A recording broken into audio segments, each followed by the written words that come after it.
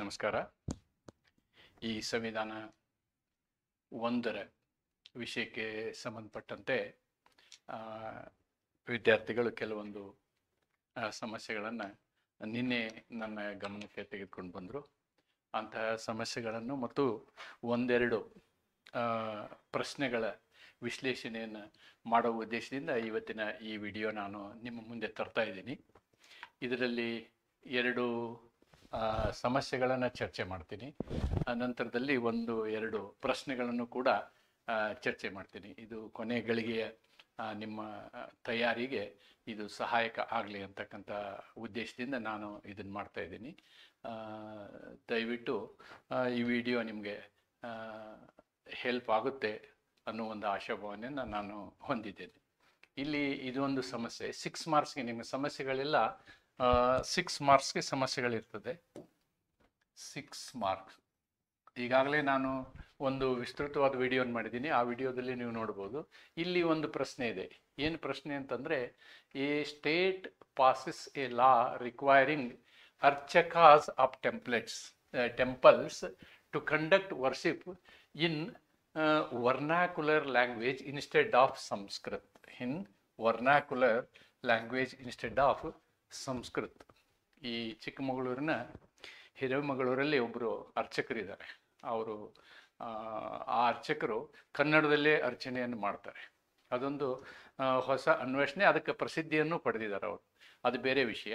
ಆದರೆ ಇಲ್ಲಿ ನಮ್ಮ ಪ್ರಶ್ನೆಗೆ ಬರೋಣ. ಏನಂತಂದರೆ, ಈ ಅರ್ಚಕರಿಗೆ ನೀವು ಅಲ್ಲಿರ್ತಕ್ಕಂತಹ ಸ್ಥಳೀಯ ಭಾಷೆಯಲ್ಲಿ ನೀವು ಪೂಜೆ ಮಾಡಬೇಕು ಅಂತಕ್ಕಂಥ ಏನು ಒಂದು ನಿರ್ದೇಶನವನ್ನು ಇಲ್ಲಿ ರಾಜ್ಯ ಕೊಡ್ತದೆ. A state passes a law. Okay, they pass a law. ರಾಜ್ಯ ಅಲ್ಲ ಇಲ್ಲಿ. Actually the state legislature passes a law. ವಿಧಾನಮಂಡಲವೇ ಒಂದು ಕಾನೂನನ್ನು ಜಾರಿಗೊಳಿಸ್ತದೆ, ಈ ರೀತಿ ಮಾಡಬೇಕು ಅಂಥೇಳಿ. ಒಮ್ಮೆ ವಿಧಾನಮಂಡಲ ಈ ಕಾನೂನನ್ನು ಜಾರಿಗೊಳಿಸ್ತದೆ ಅಂತಂದರೆ, ಈಗ ನಾವು ಸಂವಿಧಾನದ ಅನುಚ್ಛೇದಗಳ ಇಂದ ಬರೋಣ.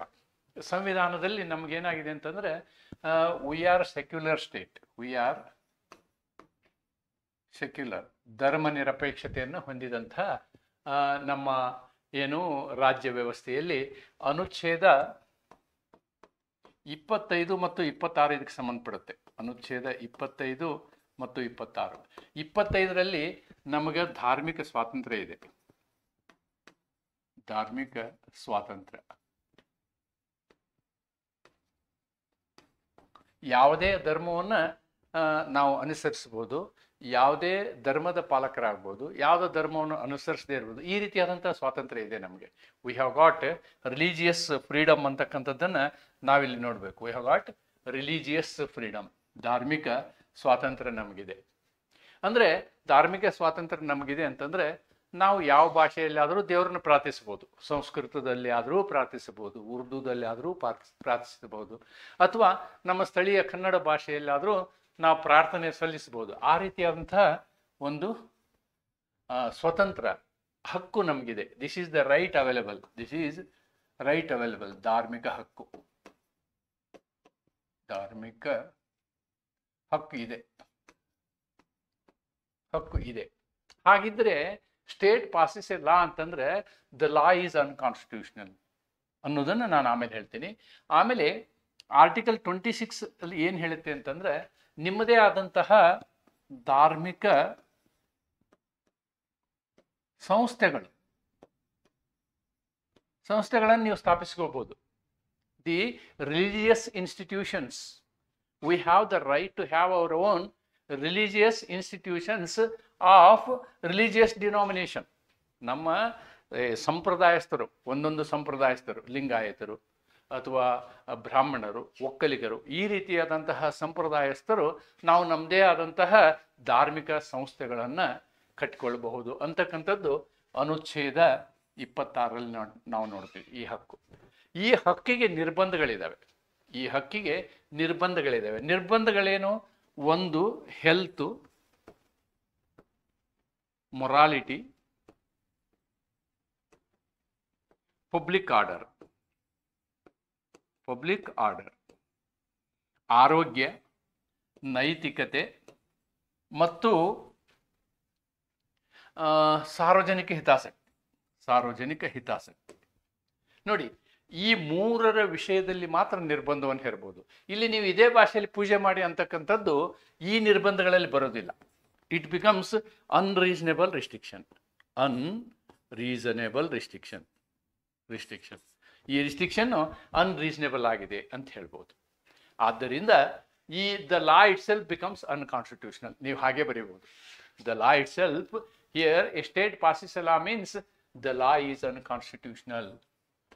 The law is unconstitutional. ಹೀಗೆ ಬರಿಬೋದು ನೀವು, ಅನ್ಕಾನ್ಸ್ಟಿಟ್ಯೂಷನಲ್ ಅಂತ ಬರಿಬೋದು. ಅಸಂವಿಧಾನಿಕ, ಕಾನೂನೇ ಅಸಂವಿಧಾನಿಕ ಅಂತೇಳಿ ಸರ್ವೋಚ್ಚ ನ್ಯಾಯಾಲಯ ನಿರ್ಧಾರ ಕೊಡ್ತದೆ. It is not valid, it is unconstitutional. ಇದು ಅಸಂವಿಧಾನಿಕ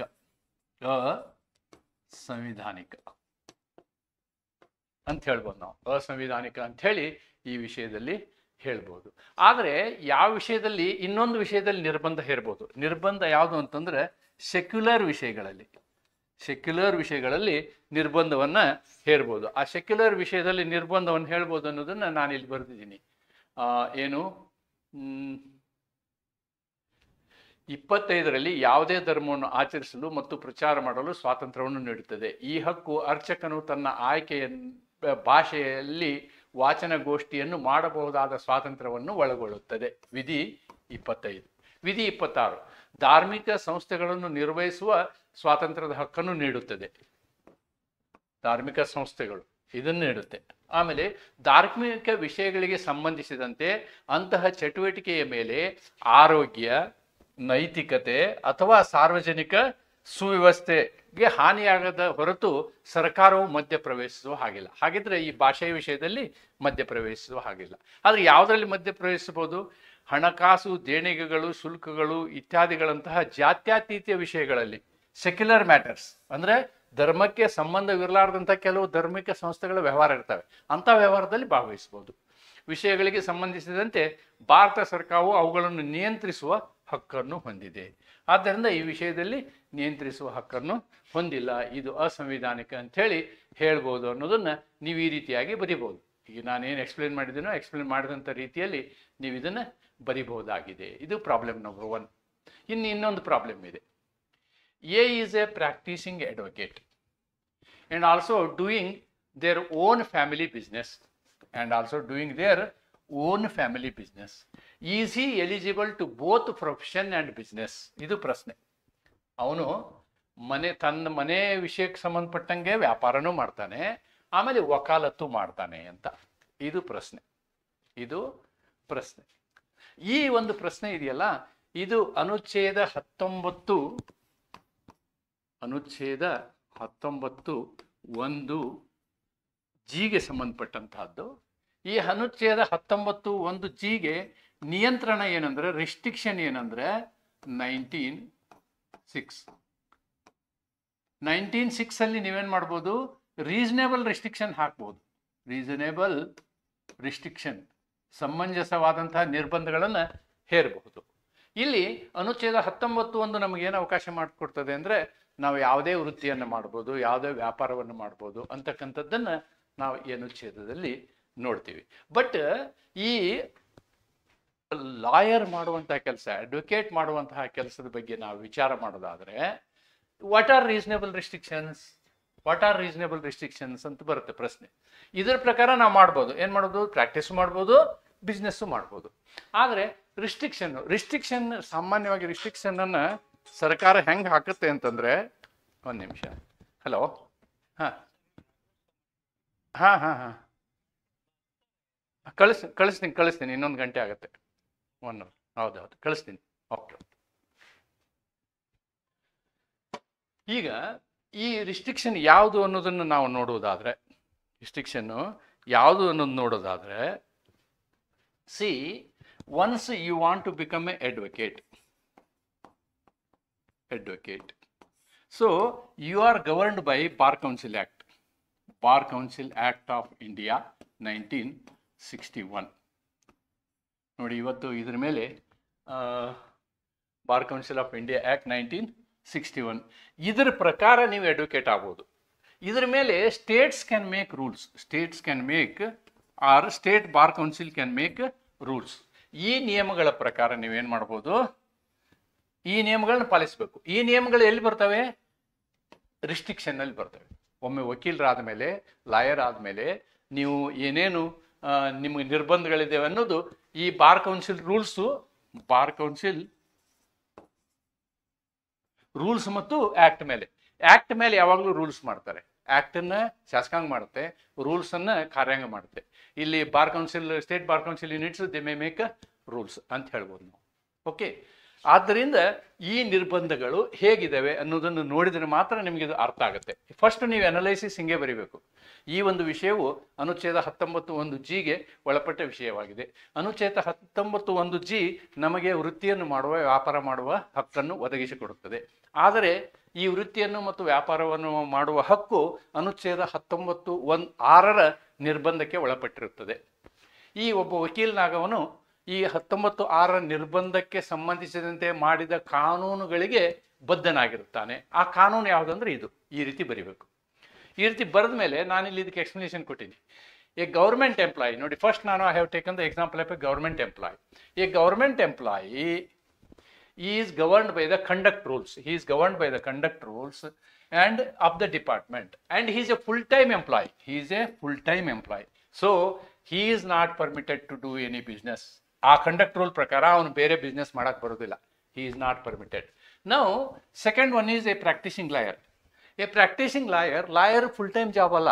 Lawyer job is not a full-time job. ಅವನಿಗೆ ಜಾಬ್ ಸಿಗುತ್ತೋ ಬಿಡುತ್ತೋ ಗೊತ್ತಿಲ್ಲ. ಕ್ಲೈಂಟ್ಸ್ ಬಂದರೆ ಜಾಬು, ಕ್ಲೈಂಟ್ಸ್ ಇಲ್ಲ ಅಂದರೆ ಜಾಬ್ ಇಲ್ಲ ಅನ್ನೋ ಒಂದು ಕಂಡೀಷನ್ ಇದೆ. That difference is there between a government employee and a advocate. A practising lawyer enjoys his rights under 19(1)G and he is restricted by 19(1)(6), the reasonable restrictions. He is governed by the Bar Council Act and the rules made under the Act. These rules put certain reasonable restrictions. ನೋಡಿ, ಈ ನಿಯಮಗಳು ಅಥವಾ ಈ act ಏನು ಮಾಡುತ್ತೆ ಅಂತಂದರೆ ಕೆಲವೊಂದು ನಿರ್ಬಂಧಗಳನ್ನು ಹೇರುತ್ತೆ. ಏನೇನು ನಿರ್ಬಂಧ? He is not permitted to personally engage in any business. ಅವನು ಸ್ವತಃ ಅವನೇ ಬಿಸ್ನೆಸ್ ಮಾಡಿಕೊಡ್ದು, but he can be a sleeping partner. ಆ ಬಿಸ್ನೆಸ್ಸಿಗೆ ಸಂಬಂಧಪಟ್ಟಂತೆ ಅವನು ಅದರಲ್ಲಿ ಪಾರ್ಟ್ನರ್ಶಿಪ್ ದುಡ್ಡು ಹಾಕ್ಬೋದು. He can invest in any business, but he should not actively participate in the business. That is only the reasonable restriction that is available. The reasonable restriction what is available is this is sleeping partner ಅಂತ ಹೇಳಿ. ಅಂದರೆ ಯಾವುದೇ business investment ಅವನು ಮಾಡ್ಬೋದು ಅಂತ. Further that business should be lawful and should not discredit his noble status. ನೋಡಿ, ಅವರು ಏನು ವಕೀಲರು ಅಥವಾ ನ್ಯಾಯವಾದಿಗಳು ಅಂತಿರ್ತೀವಿ, ಆ ಒಂದು ಘನತೆಗೆ ಧಕ್ಕೆ ಬರುವಂತಹ ಕೆಲಸಗಳು ಇರಬಾರ್ದವು, ವೃತ್ತಿಗಳು ಅಥವಾ ಏನು ವ್ಯಾಪಾರಗಳು. ಯಾಕೆ ನಾವು ಹಂಗೆ ಹೇಳ್ತೀವಿ ಅಂತಂದ್ರೆ, he is considered as the officer of the court. ನಾವು ನಮ್ಮ ಎಲ್ಲ ನ್ಯಾಯವಾದಿಗಳನ್ನು ನ್ಯಾಯಾಂಗ ಏನು ನಿಮ್ಮನ್ನು ಅಕ್ಸೆಪ್ಟ್ ಮಾಡ್ತದೆ ಅಥವಾ ನಮ್ಮನ್ನು ಅಕ್ಸೆಪ್ಟ್ ಮಾಡ್ತದೆ ಅಂತಂದರೆ, ನಾವು ಕೂಡ part and partial of the judiciary system ಅಂತ.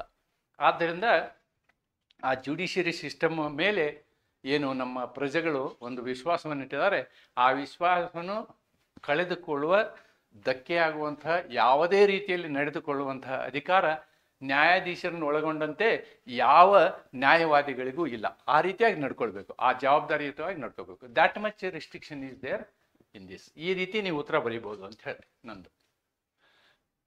ಅದನ್ನೇ ಕನ್ನಡದಲ್ಲಿ ಹೇಳಿದ್ದೀನಿ. ಕನ್ನಡದಲ್ಲಿ ನಾನು ಮತ್ತೊಂದು ಸಲ ಏನು ಎಕ್ಸ್ಪ್ಲೇನ್ ಮಾಡೋದಿಲ್ಲ. So this is what is the same explanation in Kannada. ಇದು ಗೌರ್ಮೆಂಟ್ ನೌಕರಿಯವರಿಗೆ ಹೇಳಿದ್ದೀನಿ, ಇದು ಲಾಯರಿಗೆ ಹೇಳಿದ್ದೀನಿ, ಲಾಯರಿಗೆ ಏನಿರಬೇಕು ಅಂತ.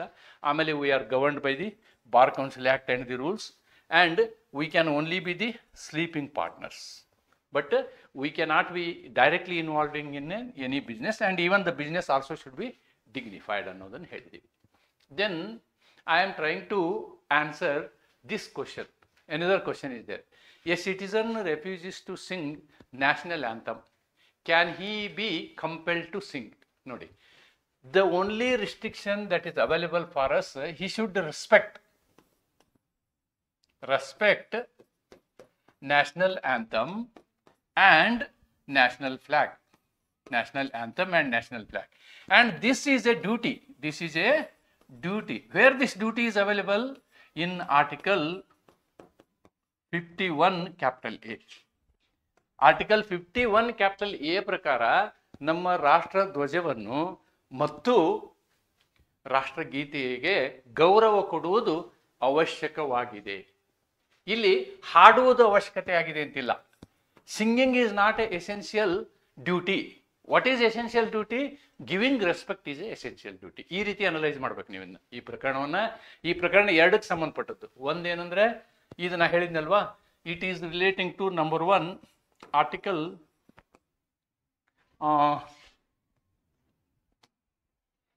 19(1)(a). Number 2 Article 51 capital A. Article 15(1) capital A talks about duties. Article 19(1)(a) talks about rights, ಹಕ್ಕುಗಳು. As we have right to speak, we have right to be silent also. ನಾವು ಹೇಗೆ ಮಾತನಾಡುವ ಹಕ್ಕಿದೆಯೋ ಹಾಗೆ ಸುಮ್ಮನಿರುವ ಹಕ್ಕು ಇದೆ. ಆದ್ದರಿಂದ ರಾಷ್ಟ್ರಗೀತೆ ಹಾಡುವಂತಹ ಸಂದರ್ಭದಲ್ಲಿ ನಾವು ರಾಷ್ಟ್ರಗೀತೆಗೆ ಮರ್ಯಾದೆ ಕೊಟ್ಟರೆ ಸಾಕು, ಹಾಡಲೇಬೇಕನ್ನುವಂತಹ ನಿರ್ಬಂಧ ಇಲ್ಲ. ಆ ರೀತಿಯಾದಂತಹ ಒಂದು ಪ್ರಕರಣವನ್ನು ನಾವೇನು ಮಾಡ್ತೀವಿ, Bijoe Emmanuel versus state of ಕೇರಳದಲ್ಲಿ ನೋಡ್ತೀವಿ. Bijoe Emmanuel versus state of Kerala ಪ್ರಕರಣ ಏನು ಅನ್ನೋದನ್ನು ನಾನು 19(1)(a) ನಲ್ಲಿ ಎಕ್ಸ್ಪ್ಲೇನ್ ಮಾಡಿದ್ದೀನಿ. Right to speech is also having right to be silent ಅನ್ನೋದನ್ನು ನೀವಿಲ್ಲಿ ಅರ್ಥ ಮಾಡ್ಕೋಬೇಕು. ಅದರ ಪ್ರಕಾರ ಇಲ್ಲಿ ಏನು ಮಾಡಿದ್ರು, ಅಲ್ಲಿ ಕೇರಳದ ಕೆಲವು ವಿದ್ಯಾರ್ಥಿಗಳು ರಾಷ್ಟ್ರಗೀತೆ ಹಾಡುವ ಸಂದರ್ಭದಲ್ಲಿ ಎದ್ದು ನಿಂತು ರೆಸ್ಪೆಕ್ಟ್ ಕೊಡ್ತಿದ್ರು, ಆದ್ರೆ ಹಾಡ್ತಿರ್ಲಿಲ್ಲ. ಹಾಡೋದಿಲ್ಲ ಅನ್ನೋ ಒಂದೇ ಕಾರಣಕ್ಕೆ ಅವ್ರನ್ನ ಶಾಲೆಯಿಂದ ತೆಗೆಯಲಾಯಿತು. ಅದಕ್ಕೆ ಅವ್ರು ಏನು ಮಾಡಿದ್ರು, ಸರ್ವೋಚ್ಚ ನ್ಯಾಯಾಲಯಕ್ಕೆ ಹೋದರು. ನಮಗೆ ರೈಟ್ ಟು ಎಜುಕೇಷನ್ ಹೋಯಿತು. ಆರ್ಟಿಕಲ್ 21 ಕ್ಯಾಪಿಟಲ್ ಎ ಅವಾಗಿತ್ತು ಎಲ್ಲೋ ಗೊತ್ತಿಲ್ಲ, ಆದರೆ ಅದಕ್ಕಿಂತ ಹೆಚ್ಚು ವಿ ಆರ್ ಡಿಸ್ಕ್ರಿಮಿನೇಟೆಡ್. ನಮ್ಗೆ 19(a) ಮತ್ತು 14 ಹರಣ ಆಗಿದೆ ಅಂತ ಹೋದಾಗ ಸುಪ್ರೀಂ ಕೋರ್ಟ್ ಏನು ಹೇಳ್ತು, 19(a) ಪ್ರಕಾರ ಅವರಿಗೆ ಮಾತನಾಡದೇ ಇರುವ ಹಕ್ಕು ಕೂಡ ಇದೆ, ಆದರೆ ಅವರು ನ್ಯಾಷನಲ್ ಆಂಥಮ್ಗೆ ರೆಸ್ಪೆಕ್ಟ್ ಕೊಟ್ಟು ಎದ್ದು ನಿಂತ್ಕೊಳ್ತಾರೆ ಅಂತ. ಅವರು ಜಿಯೋವಾಸ್ ವಿಟ್ನೆಸ್ನ ಸ್ಟೂಡೆಂಟ್ಗಳು. ಅವ್ರದ್ದೊಂದು ಥಿಂಕಿಂಗ್ ಅಥವಾ ಧರ್ಮದ ನಂಬಿಕೆ ಏನಂದ್ರೆ ಇಡೀ ಪ್ರಪಂಚವೇ ಒಂದು ದೇಶ, ಬೇರೆ ಬೇರೆ ದೇಶ ಅಂತಕ್ಕಂಥ ಕಾನ್ಸೆಪ್ಟನ್ನು ಅವ್ರ ಧರ್ಮ ಒಪ್ಪೋದಿಲ್ಲ. ಆದ್ದರಿಂದ ಇಲ್ಲಿ ಅನುಚ್ಛೇದ 25 ಅವ್ರು ರೆಫರ್ ಮಾಡ್ತಾರೆ ಇದರಲ್ಲಿ. ಆದರೆ ನಮ್ಮ ಚರ್ಚೆಗೆ ಸಂಬಂಧಪಟ್ಟಂತೆ ನಾವಿಷ್ಟು ಬರೆದ್ರೆ ಸಾಕು ಅಂಥೇಳಿ ನನ್ನ ಅಭಿಪ್ರಾಯ. ಇವು ಸಮಸ್ಯೆಗಳಾಯಿತು. ಇನ್ನೂ ಒಂದು ಸಮಸ್ಯೆ ಇದೆ. A Muslim woman challenges her personal law regarding talaq and polygamy on the ground of discrimination only on grounds of sex decide. ಈ ಪ್ರಕರಣ ಇದು ಒಂದು ಪ್ರಕರಣ. ಒಬ್ಬ ಮುಸ್ಲಿಂ ಮಹಿಳೆ ಏನು ಮಾಡ್ತಾಳೆ, ತಲಾಕ್ ಕೊಡುವ ಅಧಿಕಾರ ಗಂಡಸಿಗೆ ಮಾತ್ರ ಇದೆ, ನನಗಿಲ್ಲ ಅಂತ. So it violates article 14. It violates ಅನುಚ್ಛೇದ 14 ಅದು ವೈಲೇಟ್ ಮಾಡ್ತದೆ. ಯಾಕಂದ್ರೆ ಈಕ್ವಲ್ ಅಪಾರ್ಚುನಿಟಿ ಕೊಡಲ್ಲ ಅದು ಇಬ್ಬರಿಗೂ. It is not giving same opportunity for both. So it violates article 14 ಅಂತಕ್ಕಂಥದ್ದು ಆ ಮುಸ್ಲಿಂ ಮಹಿಳೆಯ ವಾದವಾಗಿರುತ್ತೆ. ಇದನ್ನು ನೀವು ಡಿಸೈಡ್ ಮಾಡಿ ಅಂತ ಹೇಳ್ತಾರೆ. ಇಲ್ಲಿ ಇದನ್ನು ಡಿಸೈಡ್ ಮಾಡಬೇಕಾದ್ರೆ 2 ಥಿಂಗ್ಸ್ ಆರ್ ದೇರ್. ಇನ್ನೂ ಒಂದು ಪ್ರಕರಣ ಬರುತ್ತೆ. ಒಂದೇನಂತಂದರೆ, ಒಂದು ಯಾವುದೋ ಅಸೋಸಿಯೇಷನ್ನು ಸುಪ್ರೀಂ ಕೋರ್ಟಿಗೆ ಹೋಗುತ್ತೆ, ನೀವು ಪಾಲಿಗಾಮಿಗೆ ಮುಸ್ಲಿಮರಿಗೆ ಮಾತ್ರ ಪರ್ಮಿಷನ್ ಕೊಟ್ಟಿರಿ, ನಮ್ಮ ಹಿಂದೂಗಳಿಗೆ ಕೊಟ್ಟಿಲ್ಲ, ನಮಗೂ ಕೊಡಿ ಅಂತ ಒಂದು ಪ್ರಕರಣ ಸುಪ್ರೀಂ ಕೋರ್ಟ್ ಮುಂದೆ ಬರುತ್ತೆ. ನಾನು ಅದನ್ನ ಇಲ್ಲಿ ರೆಫರ್ ಮಾಡೋಕ್ಕಾಗಿಲ್ಲ. ಅಂತಹದ್ದೇ ಒಂದು ಪ್ರಕರಣ ಇದೆ. ಆಮೇಲೆ ಇಲ್ಲಿ ಏನಾಗುತ್ತೆ ಅಂತಂದರೆ, ನಾವು we have given religious freedom.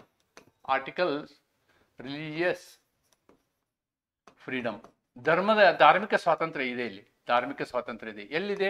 ಅನುಚ್ಛೇದ 25ರಲ್ಲಿದೆ. ಅನುಚ್ಛೇದ 25ರಲ್ಲಿ ಧಾರ್ಮಿಕ ಸ್ವಾತಂತ್ರ್ಯ ಇರೋದ್ರಿಂದ ಈ ಮುಸ್ಲಿಂ ಧರ್ಮದ ಕುರಾನ್ ಗ್ರಂಥದಲ್ಲಿ ಏನು ಹೇಳಿದ್ದಾರೆ ಅಂತಂದರೆ, ಕುರಾನ್ನಲ್ಲಿ ಒಬ್ಬ ಮುಸ್ಲಿಂ ಪುರುಷ 4 ಜನರವರೆಗೆ ಮದುವೆ ಆಗಬಹುದು ಅಂತಿದೆ, ಮತ್ತು ತಲಾಕ್ ಕೊಡುವ ಅವಕಾಶವೂ ಅವನಿಗಿದೆ. ಆದರೆ ಈ ಕುರಾನ್ನಲ್ಲಿ ಮಹಿಳೆಗೆ ತಲಾಕ್ ಕೊಡುವ ಅವಕಾಶವನ್ನು ಮಾಡಿಕೊಟ್ಟಿಲ್ಲ. ನಾವು ಧರ್ಮದ ಸ್ವಾತಂತ್ರ್ಯವನ್ನು ಕೊಟ್ಟಿರೋದ್ರಿಂದ ಇಲ್ಲಿ ಧಾರ್ಮಿಕವಾಗಿ ಮೂಗು ತೂರಿಸುವಂತಹ ಹಕ್ಕು, ನಾನು ಈಗ ಹೇಳಿದ್ನಲ್ವಾ, ಧಾರ್ಮಿಕ ವಿಷಯದಲ್ಲಿ ಸರ್ಕಾರವು ಹಸ್ತಕ್ಷೇಪ ಮಾಡುವುದಿಲ್ಲ. Unless and otherwise it is against morality.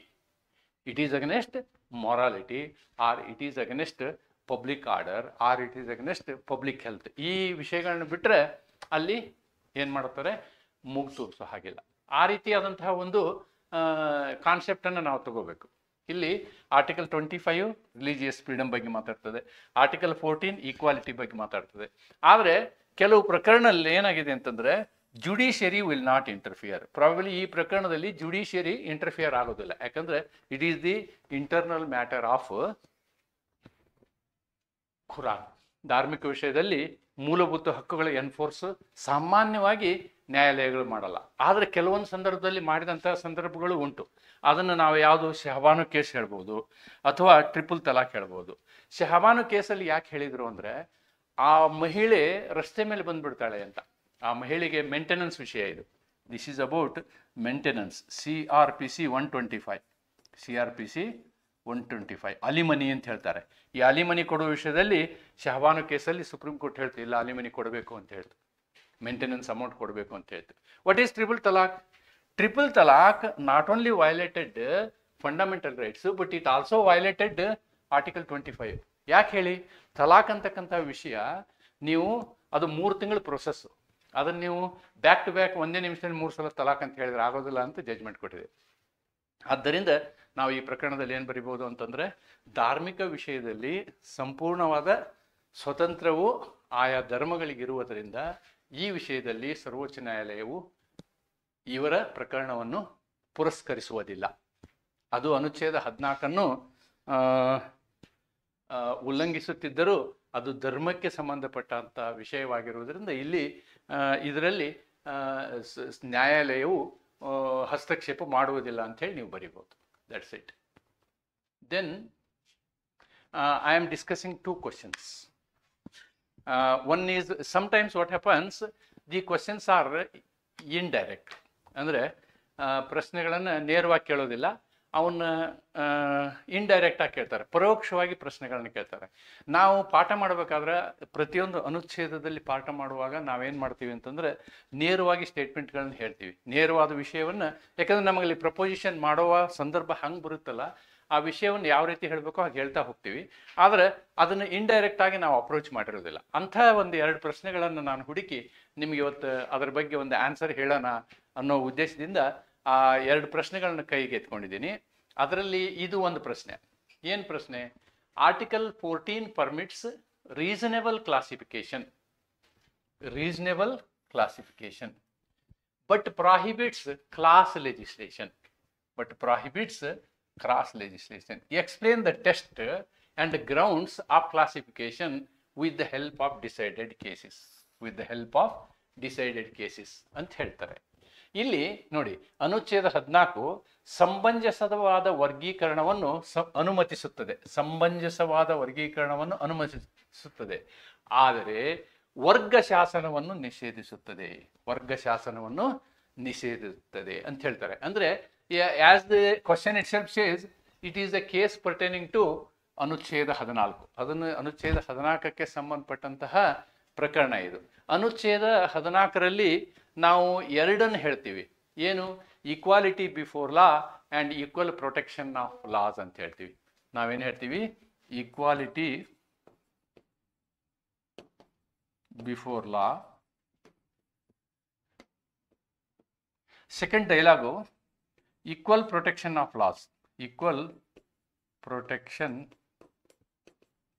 Of loss, ಕಾನೂನಿನ ಸಮಾನ ರಕ್ಷಣೆ ಅಂತ. ಈ ಕಾನೂನಿನ ಸಮಾನ ರಕ್ಷಣೆಯ ಕಾನ್ಸೆಪ್ಟಲ್ಲಿ ನಾವು ಇದನ್ನು ಡಿಸೈಡ್ ಮಾಡ್ತೀವಿ.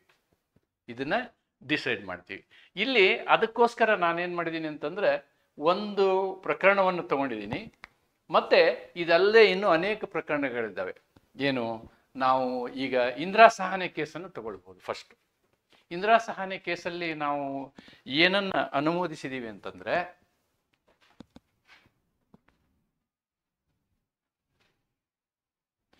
ರೀಸನೇಬಲ್ ಕ್ಲಾಸಿಫಿಕೇಶನ್ ಅನುಭವಿಸಿದ್ದೀವಿ, ಸಮಂಜಸವಾದ ವರ್ಗೀಕರಣವನ್ನು ಅನುಮೋದಿಸಿದ್ದೀವಿ. ಹೆಂಗೆ ಸಮಂಜಸವಾದ ವರ್ಗೀಕರಣವನ್ನು ಅನುಮೋದಿಸಿದ್ದೀವಿ ಅಂತಂದರೆ,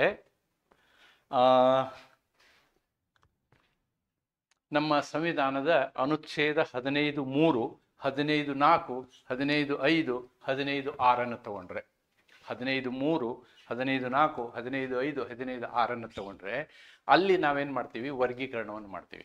15-3 ತಗೊಳ್ಳೋಣ. ಅಲ್ಲಿ ಏನು ಹೇಳುತ್ತೆ ಅಂತಂದರೆ, ಮಹಿಳೆಯರಿಗಾಗಿ, ಮಕ್ಕಳಿಗಾಗಿ ವಿಶೇಷ ಪ್ರಾವಧಾನಗಳನ್ನು ಮಾಡಲು ಅವಕಾಶವಿದೆ. ಅವರಿಗೆ ನೀವು ಕ್ಯಾನ್ ಗಿವ್ ಸ್ಪೆಷಲ್ ಪ್ರೊವಿಷನ್ಸ್. ಅದಕ್ಕೆ ನಾವೀಗೇನು ಮಾಡಿದ್ದೀವಿ, ಗ್ರಾಮ ಪಂಚಾಯತಿಗಳಲ್ಲಿ ಅವರಿಗೆ 33% ರಿಸರ್ವೇಷನ್ ಕೊಟ್ಟಿದ್ದೀವಿ. 15-4 ತಗೊಳ್ಳಿ. ಅದರಲ್ಲಿ SC, BC ಮತ್ತು SC, STಗಳಿಗೆ ನೀವು ವಿಶೇಷ ಪ್ರಾವಧಾನಗಳನ್ನು ಮಾಡ್ಬೋದು ಅಂತಿದೆ. ಅದರಲ್ಲಿ ನಾವೇನು ಮಾಡಿದ್ದೀವಿ, SC, STಗೆ 15 ಮತ್ತು 7.5% ರಿಸರ್ವೇಷನ್ನು. ಆಮೇಲೆ ಈ ಉಳಿದವರಿಗೆ ಈ 27% ರಿಸರ್ವೇಷನ್ನು ಯಾರಿಗೆ, OBC ಕೊಟ್ಟಿದ್ದೀವಿ. ಆದರೆ ಇಂದಿರಾ ಸಹನೆ ಕೇಸಲ್ಲಿ ಒಟ್ಟು ನಾವೇನು ಹೇಳಿದ್ದೀವಿ, ಯಾವುದೇ ನೀವು ಮೀಸಲಾತಿಯನ್ನು ಮಾಡಿ 50%ಗೆ ನಿರ್ಬಂಧಿಸಿ, ಅದಕ್ಕಿಂತ ಹೆಚ್ಚು ಮಾಡಬೇಡಿ ಅಂತ ಹೇಳಿದ್ದೀವಿ. ಅಂದರೆ ಇದರ ಅರ್ಥ ಇಷ್ಟೇ, ನಾವೇನು ಮಾಡ್ಬೋದು,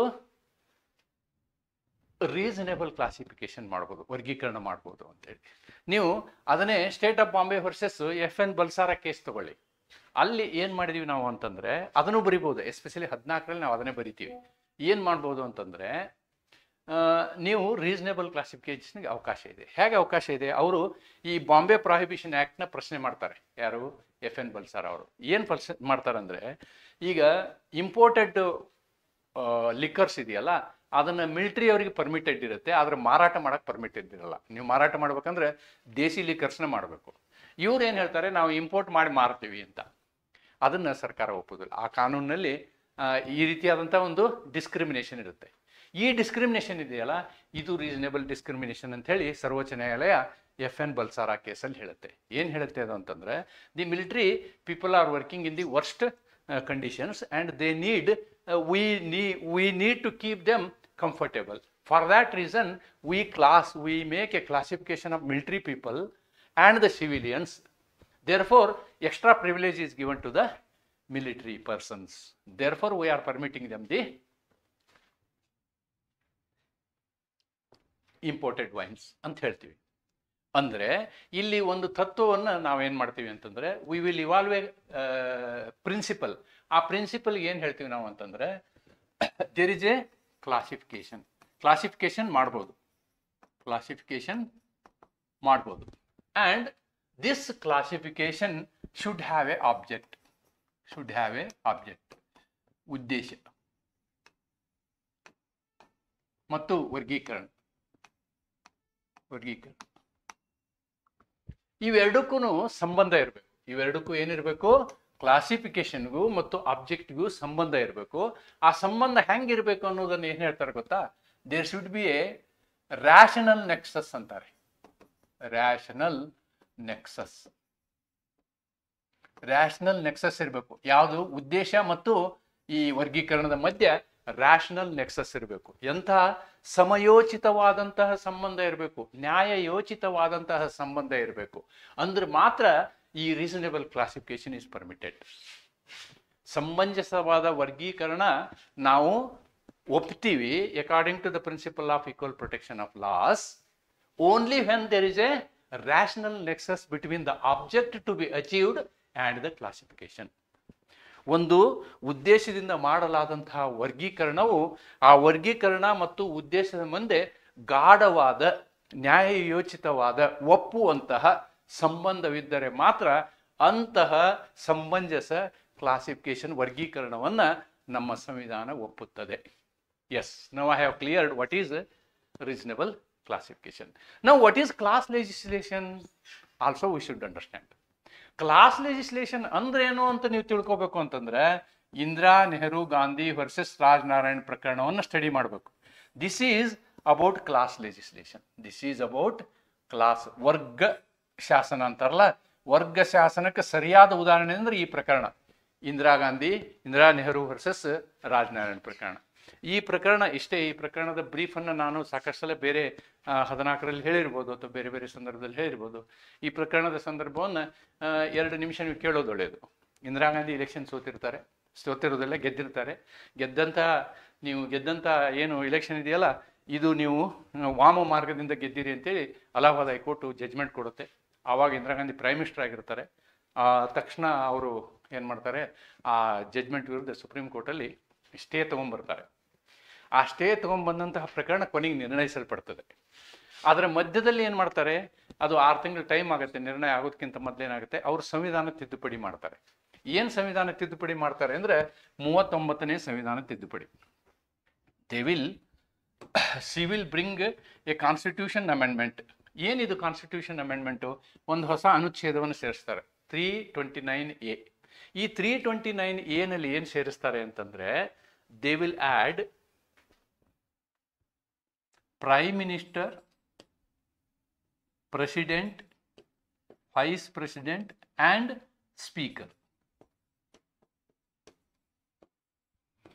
ಈ 4 ವ್ಯಕ್ತಿಗಳ ವಿಷಯದಲ್ಲಿ ಚುನಾವಣಾ ವ್ಯಾಜ್ಯ ಬಂದರೆ ಆ ಚುನಾವಣಾ ವ್ಯಾಜ್ಯವನ್ನು ನ್ಯಾಯಿಕ ಪರಿಶೀಲನೆಗೆ ಒಳಗಡಿಸುವ ಹಾಗಿಲ್ಲ.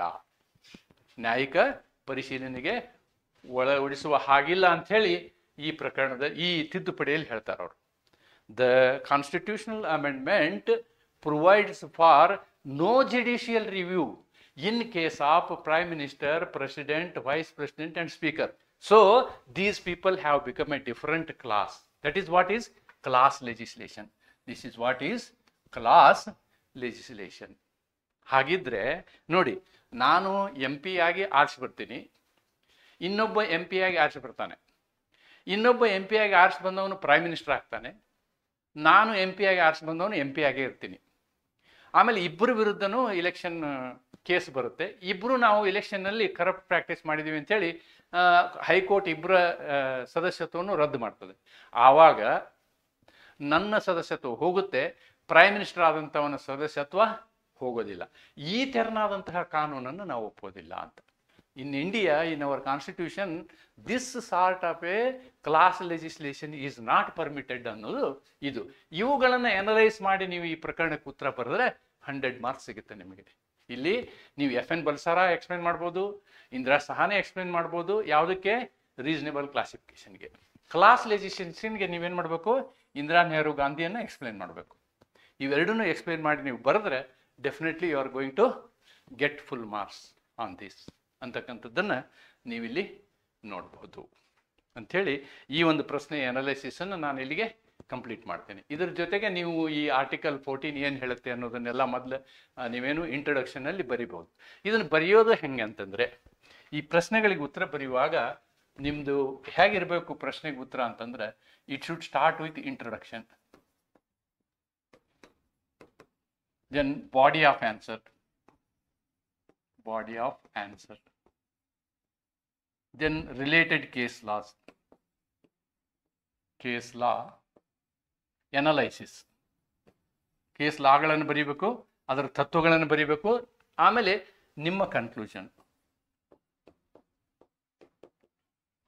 ಈ ರೀತಿಯಾದಂತಹ ಭಾಗಗಳನ್ನು ನೀವು ಮಾಡಿ ಪ್ರಶ್ನೆಗೆ ಉತ್ತರ ಬರೆದ್ರೆ ನನ್ನ ಪ್ರಕಾರ ನಿಮಗೆ ಸಂಪೂರ್ಣವಾಗಿ ಆ ವಿಷಯಕ್ಕೆ ಸಂಬಂಧಪಟ್ಟಂಥ ಮಾರ್ಕ್ಸ್ ಸಿಗುತ್ತೆ ಅನ್ನೋದನ್ನು ನಾನು ಹೇಳ್ಬೋದು. Okay, this is another question. I think this question I will discuss and close the discussion today. ಏನು ಪ್ರಶ್ನೆ ಇದು? How far the ruling in Indira Sahane case in respect of reservation in promotion is curtailed in 77th amendment? Explain. How far the ruling in Indira Sahane's case in respect of reservation in promotion is curtailed by 77th Amendment Act ಅನ್ನೋದನ್ನು. ಇಲ್ಲಿ ಅನುಚ್ಛೇದ 16ರಲ್ಲಿ ನಾವೇನು ಮಾಡ್ತೀವಿ ಅಂತಂದರೆ, ಅನುಚ್ಛೇದ 16(4)A add ಮಾಡ್ತೀವಿ. ಇದು 77th ಇದರಲ್ಲಿ ನಾವೇನು ಮಾಡ್ತೀವಿ ಅಂದರೆ, ಆರ್ಟಿಕಲ್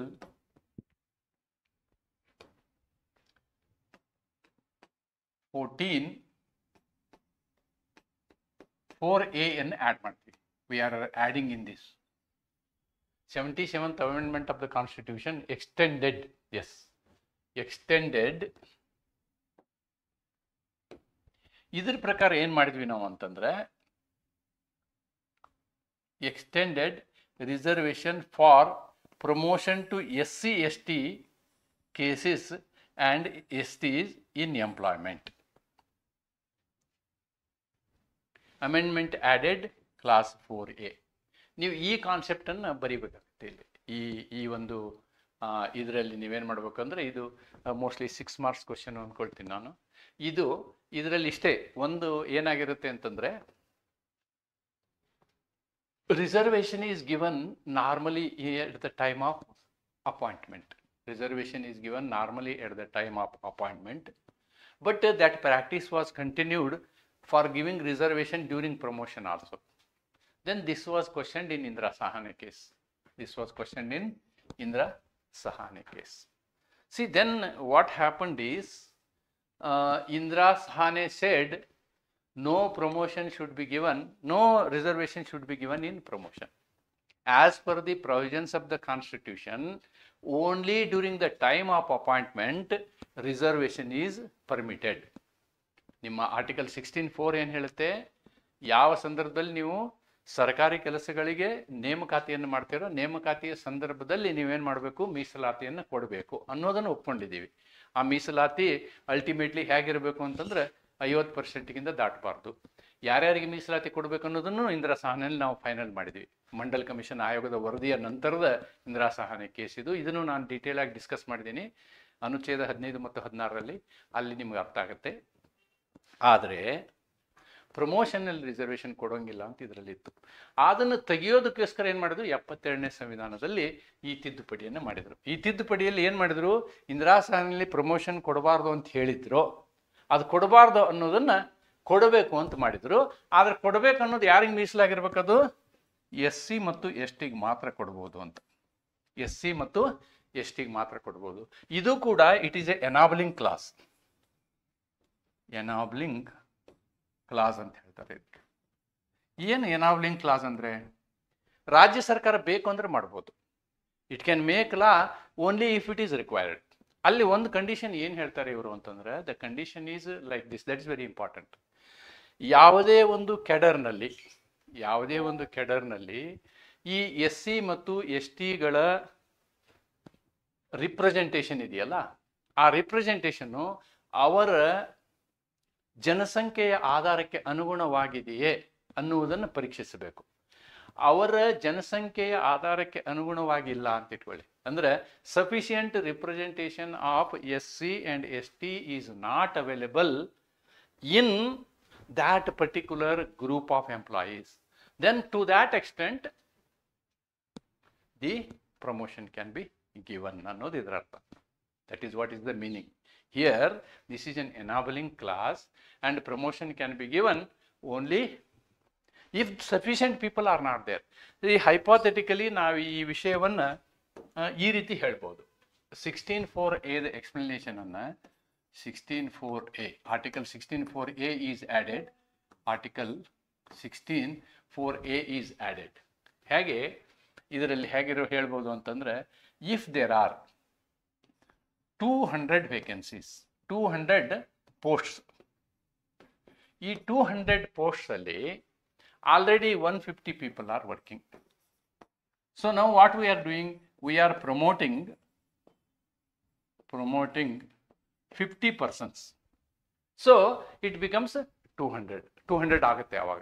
ಅಂಥ ಸಂದರ್ಭದಲ್ಲಿ ಈ ಸಂದರ್ಭದಲ್ಲಿ ಏನು ಮಾಡ್ಬೋದು ನಾವು ಅಂತಂದರೆ, ಈ 150ನಲ್ಲಿ ನಮಗೇನಾಗಬೇಕು ಅಂತಂದರೆ, 200ಅಲ್ಲಿ ನಮಗೆ 30 SC ಇರಬೇಕು, 15 ST ಇರಬೇಕು, ಟೋಟಲ್ಲು 45 ಜನ ಇರಬೇಕು. 45 ಜನ ರಿಸರ್ವ್ ಕ್ಯಾಂಡಿಡೇಟ್ ಇದರಲ್ಲಿ ಇರಬೇಕು. ಆದರೆ ಈ 150ನಲ್ಲಿ ಏನಾಗುತ್ತೆ ಅಂತಂದರೆ, ನಮಗೆ ಒಂದು 25 SC ಇದ್ದಾರೆ, 10 ST ಇದ್ದಾರೆ ಅಂತ ಇಟ್ಕೊಳ್ಳೋಣ. 10 ST ಇದ್ದಾರೆ. ಹಾಗಿದ್ರೆ ಇಲ್ಲಿ ಶಾರ್ಟ್ ಫಾಲ್ ಎಷ್ಟಾಯಿತು, 25 ಅಂದರೆ ಇಲ್ಲಿ 5 ಜನ. Here the short fall is 5. Here also the short fall is 5. ಹಾಗಿದ್ರೆ ಈ 50 ಜನರನ್ನ ಪ್ರಮೋಷನ್ ಮಾಡುವಂತಹ ಸಂದರ್ಭದಲ್ಲಿ, 50 ಜನರನ್ನ ಪ್ರಮೋಷನ್ ಮಾಡುವ ಸಂದರ್ಭದಲ್ಲಿ ನಾವೇನು ಮಾಡಬೇಕು, 40 ಜನ ಜನರಲ್ ಮೆರಿಟು ಪ್ಲಸ್ 5 ಜನ SC ಪ್ಲಸ್ 5 ಜನ ST ತಗೊಂಡ್ರೆ ನಾವು 16(4)A ಕಂಡೀಷನ್ನ ಫುಲ್ಫಿಲ್ ಮಾಡಿದ ಹಾಗೆ ಅನ್ನೋದು ಇದರ ಅರ್ಥ. ಇದನ್ನು ನೀವು ನಿಮ್ಮ ಯಾವುದೇ ನಿಮ್ಮದೇ ಆದಂಥ ಭಾಷೆಯಲ್ಲಿ ನೀವು ಇದನ್ನು ಎಕ್ಸ್ಪ್ಲೇನ್ ಮಾಡ್ಬೋದು. ಇದರಲ್ಲಿ ಕೇವಲ SC/STಗಳಿಗೆ ಮಾತ್ರ ಏನು ಪದೋನ್ನತಿಯಲ್ಲಿ ರಿಸರ್ವೇಷನ್ ಕೊಡುವ ಪ್ರಾವಧಾನವನ್ನು ಮಾಡಲಾಯಿತು ಅಂತ ಬರಿಬೋದು. How far the ruling in Indira Sahni case in respect of reservation in promotion is curtailed. It is curtailed to other. It is curtailed to OBC and general merit, but this is available to SC and ST ಅಂತ ಬರಿಬೋದು ನಾವು. But complete ಕೇಸ್ನ ಅನಾಲೈಸಿಸನ್ನು ನಾ ಇಲ್ಲಿ ನಿಮಗೆ ಮಾಡಿದ್ದೀನಿ. So this is all about the remaining problem. ಇದು ಕೊನೆಗಳಿಗೆ ತಯಾರಿಯನ್ನು ನಾನು ನಿಮಗೆ ಮಾಡಿಕೊಳ್ಳಿಕ್ಕೆ ಇವತ್ತಿನ ಈ ಅರ್ಜೆಂಟ್ ವಿಡಿಯೋನ ಮಾಡಿದ್ದೀನಿ. ನಿಮ್ಮ ಎಲ್ಲ ಪರೀಕ್ಷೆಗಳಿಗೆ ಯಶಸ್ಸು ಸಿಗಲಿ, ನಿಮ್ಮ ತಯಾರಿಗೆ ಪ್ರತಿಫಲ ಸಿಗಲಿ ಅಂತೇಳಿ ಹೇಳಿ ಇವತ್ತಿನ ಈ ವಿಡಿಯೋನ ಇಲ್ಲಿಗೆ ಮುಗಿಸ್ತೀನಿ. ನಮಸ್ಕಾರ. Thank you.